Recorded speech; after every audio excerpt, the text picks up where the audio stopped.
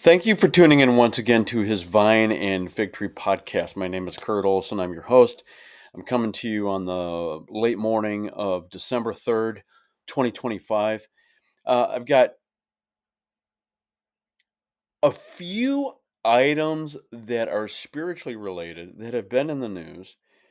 And one other big thing that is a matter of current events that I want to bring to your attention is all the hubbub right now that has been focused on Venezuela.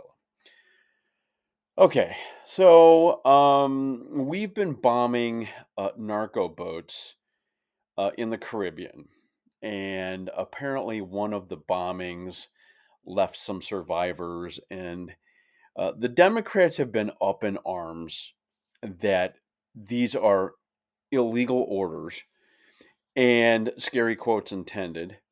And yet, we've had all kinds of military exercises over time by multiple presidents, including the bombing in Libya, the bombings in Syria, um, variety of other locations, all occur without any approval of Congress.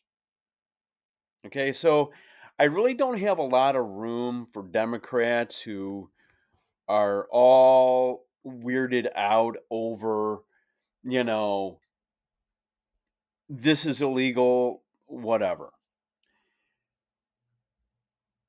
What we're seeing unfold with Venezuela, make no mistake, there's an oil interest there. Um, the the last I knew, and I believe I'm still saying this right, Valero, the gas station you will see at various locations across this country, is still the product is produced from Venezuela. I believe I'm right on that. At least that was the case back in the days of uh, Hugo Chavez. But we have a lot of very bad actors in our own neighborhood here in the Western Hemisphere. We have Russia, we have China, we have Iran, we have Cuba, all doing business with Venezuela. Of course, Cuba is a fellow communist country. We have China, a fellow communist country, and we have Russia simply because the Russians have had interests in America's backyard since at least the 60s. At least the 60s. And so China is now doing business with the cartels in Mexico and probably the cartels in Colombia. And as a product now, fentanyl is making its way to the United States. Trump decided to say it's stopping, and we're not getting this garbage in the hands of the American people to only wreck not only lives but families and communities. And frankly, this was long overdue. The drug crisis, the fentanyl crisis, has been happening for a long time and has been wrecking the lives of people and families and communities. Um, and Trump's decided to do something about it. But make no mistake, one of the additional benefits of this activity going on with Venezuela is to send a message to China, Russia, and Iran: get out of our neighborhood. Um, and the story is we have naval carriers in the Caribbean. We have 15,000 troops that are ready to go ashore, and don't know what's going to come of that. All I know is they do not They do not have approval from the United States Congress. And again, Trump wouldn't be the first president to do something without the approval of Congress. Um,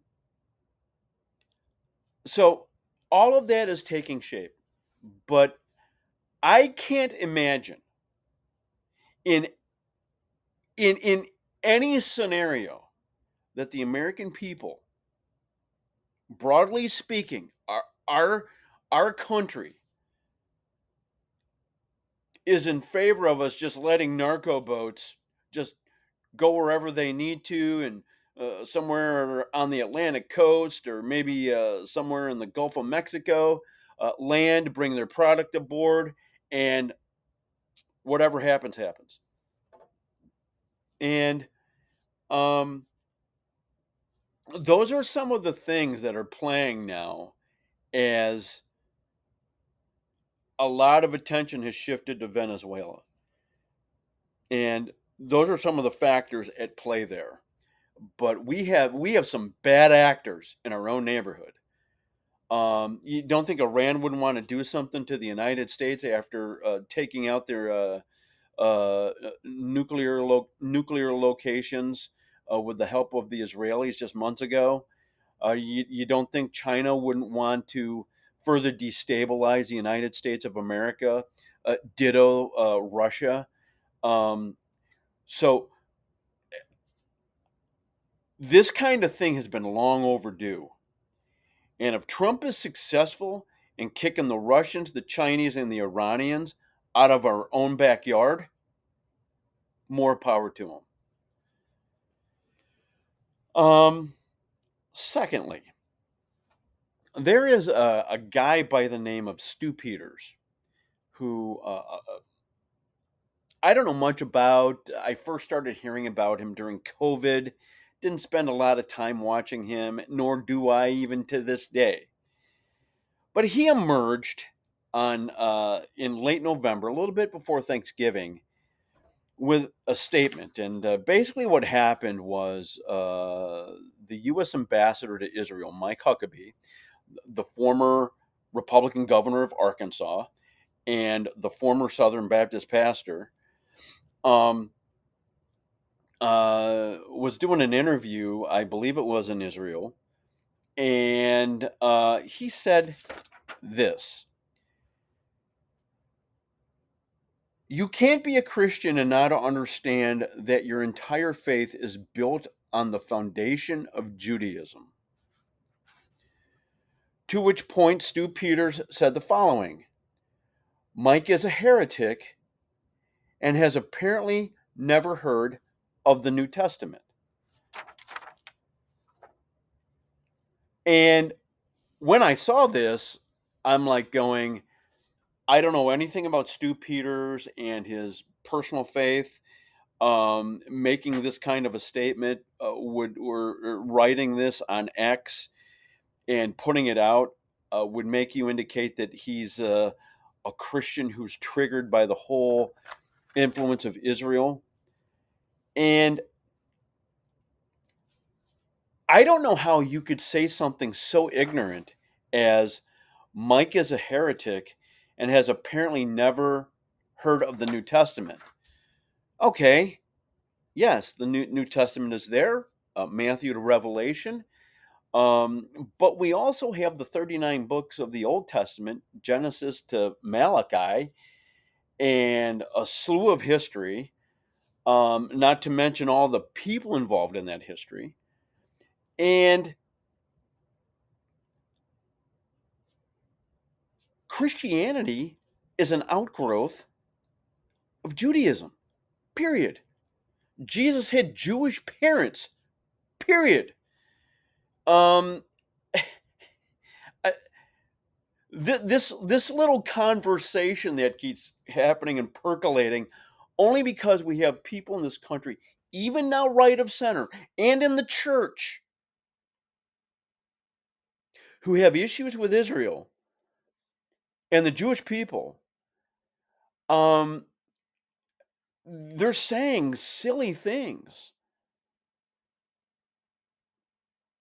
and I just don't understand how someone like Stu Peters can make this kind of accusation toward Mike Huckabee and pretend that he is saying something intelligent because it's not. I mean, the first 5 books of the Old Testament are the Pentateuch. They are the for Jews, they are the Torah, and that's the foundation of Judaism. And I just don't get it. I don't understand where this is going, where this is headed, and frankly, every time I see these kinds of things emerge on social media, um, it makes me um, just a little more cemented in the idea we don't have a revival going on in our country. We might have some personal revival happening in certain spots, which is all great, but the idea of a national revival, uh-uh. Thirdly, the Pope um, made his first trip, and for those of you who are unfamiliar with Pope Leo the 14th, he is Robert Prevost of Chicago.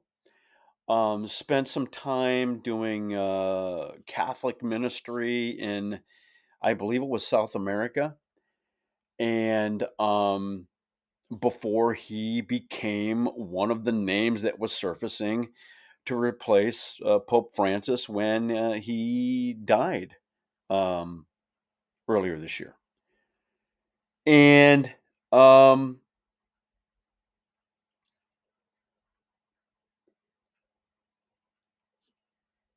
so the Pope goes to Turkey and Lebanon.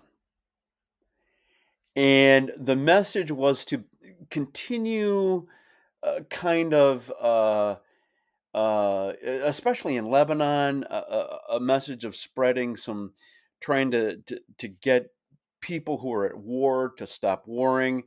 Lebanon, a small nation north of Israel on the Mediterranean that is filled with all kinds of destabilization over time, mainly because the Iranians have stuck their nose in there with Hezbollah, and that is ground zero for them. And that's all fine and good.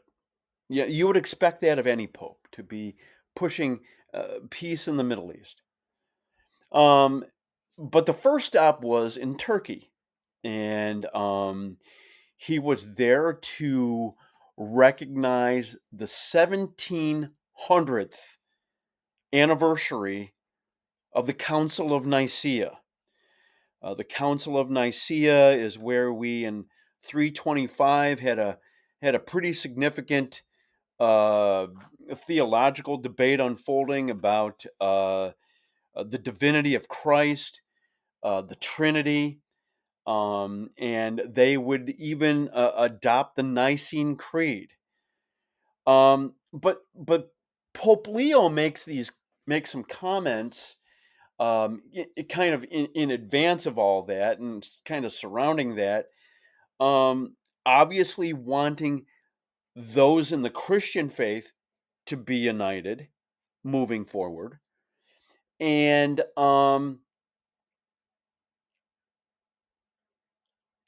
what's interesting about Turkey is that Turkey is this kind of this gateway between Asia and the Middle East and Europe to its immediate north and northwest. And so Turkey's kind of played this very unique role over time.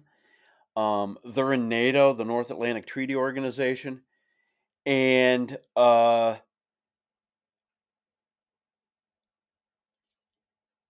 if you read scripture, there's an awful lot of things in Paul's missionary journeys that would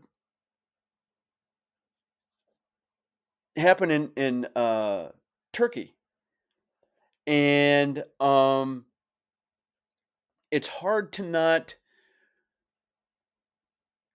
see the Pope going to Turkey as kind of a significant spiritual thing. Obviously, recognizing the 1700th anniversary of the Council of Nicaea, but he had a Greek Orthodox senior uh, minister, Bartholomew, there with him. Some speculating that there's going to be some attempt to reunite the Roman Catholics with the Greek Orthodox. Um, that's one of those things where I'll believe it when I see it, kind of thing. Um, because the Russian Orthodox and a variety of others, they weren't in attendance there. So there's a lot of things going on there. Um, but especially with this Turkey being such a strategic location for the Pope's first trip since being named Pope back in the spring, um, there's a group of people that are talking about unity of faiths and whatnot. And as I've read some of the news media coverage of the Pope's trip to Turkey, some people are making the Orthodox, the Catholics, and Islam. Um, Sorry, no, Islam. Islam is, first of all, Muslims are not a people, by and large, that are seeking unity with other faiths. You watch the rhetoric of these people, even imams in the United States of America, imams leading mosques in the United States of America are talking about death to America. We will declare Sharia law. We will conquer. We will subject you to what Islam says and does.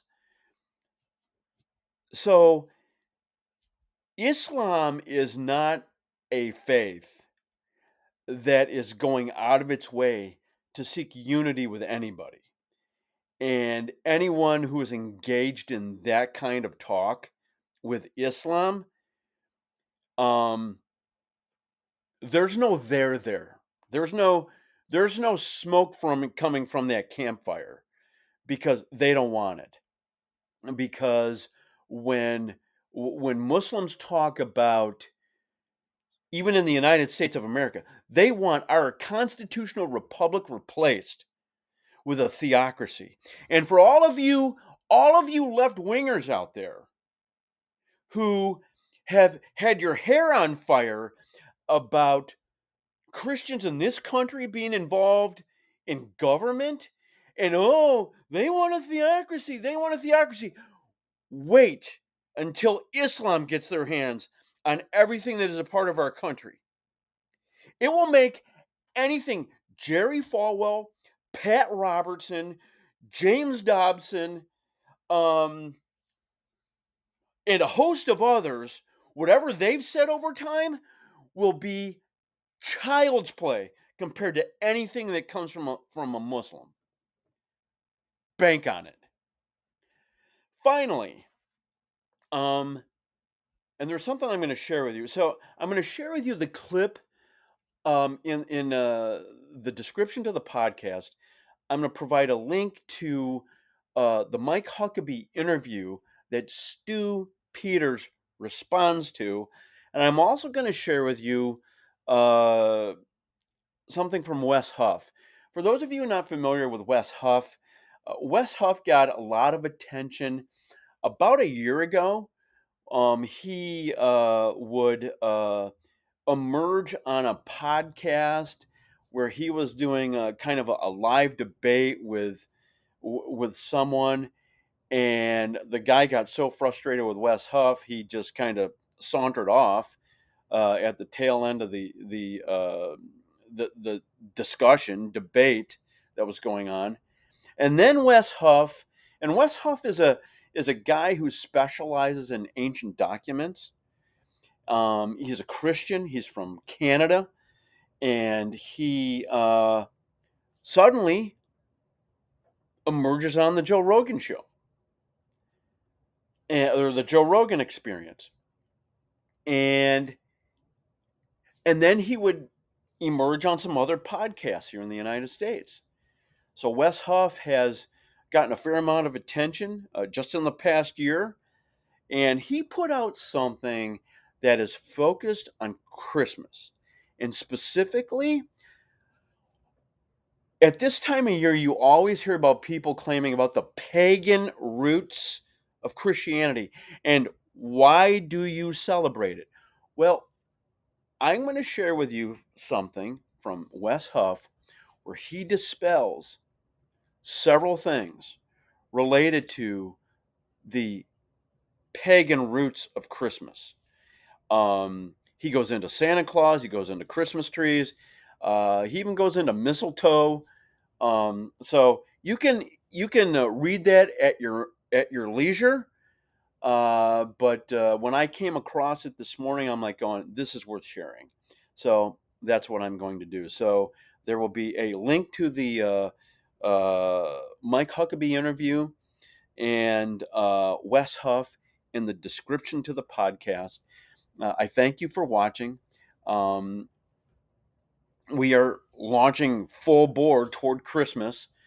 And we are here in snowy Western New York, and beginning on Thanksgiving Eve, in the evening sometime, it started snowing, and I got 28 inches outside my house.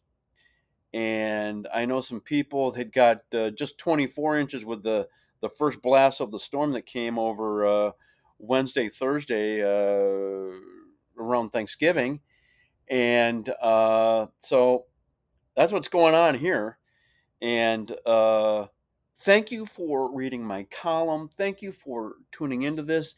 If you like what you're reading, if you like what you're hearing on this podcast, please share it with others, family members, friends, whatever. We are on Apple Podcasts, Spotify, YouTube. And until next time, God bless and goodbye.